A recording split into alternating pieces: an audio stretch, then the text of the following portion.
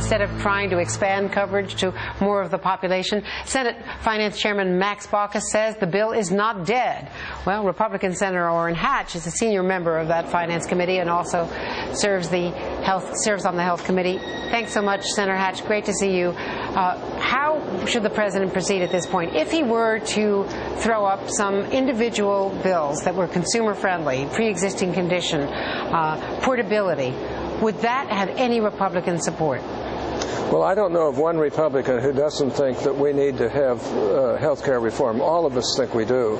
And there are a lot of things that we could, I think, mutually agree on, Democrats and Republicans. But if you look at the past, the Health Committee bill, totally Democrat, didn't invite one Republican to participate. The Pelosi bill, the same. The Reid bill, the same. I did think that Senator Baucus tried with the Gang of Seven. I was in that Gang of Seven, but had to leave because I knew that I couldn't support the bill in the end, and I thought it was honorable to leave.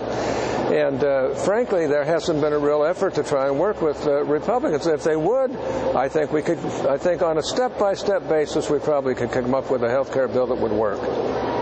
What if the Senate bill, if some miracle were to happen and Pelosi pulled together the support to have the Senate bill accepted? Well, I don't think she's going to be able to do that, and I don't blame liberal Democrats for not liking the Senate bill. It's a terrible bill, and there's all kinds of unconstitutional parts of it. There are other aspects of it that are really less than desirable.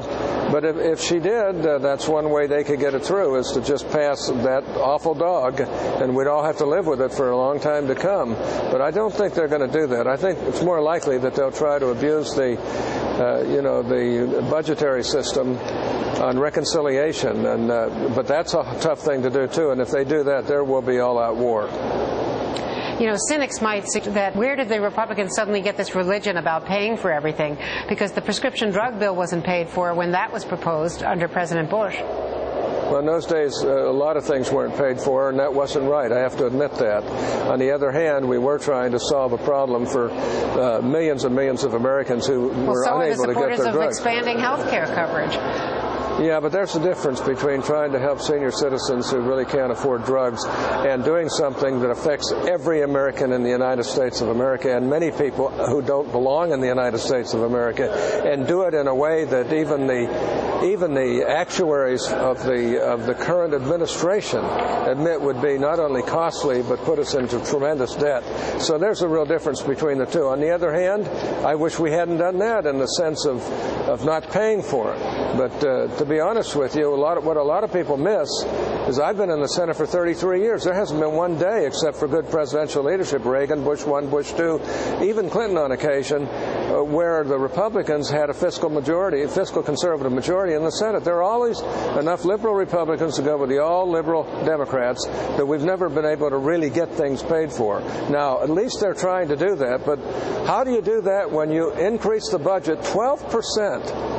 On just discretionary items alone in this year. And that's what the Democrats are doing. That's what they always do.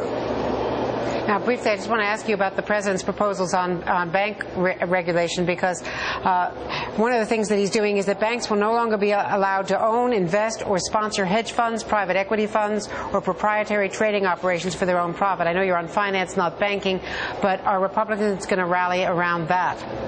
Well, as you know, Glass-Steagall came into existence in 1933 because they didn't want investment banks to be the same as lending banks. That was the original regulations on the banks, right? That's right, and they did away with that, and I felt like that was probably the wrong thing to do.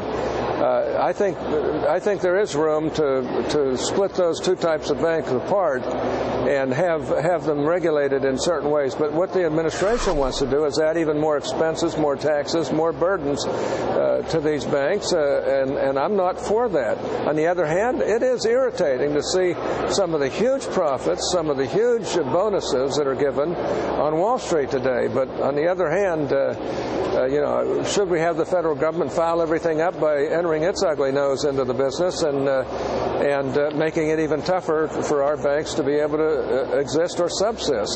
So these are things we have to look at. You go ahead. I was just going to say the banks haven't done themselves any favors with those big bonuses. Thank you very much, Orrin Hatch. I agree with that. Thank you. And up next, we shed light on a very little known yet growing epidemic among children, small children. Our own colleague, Jonathan Dean,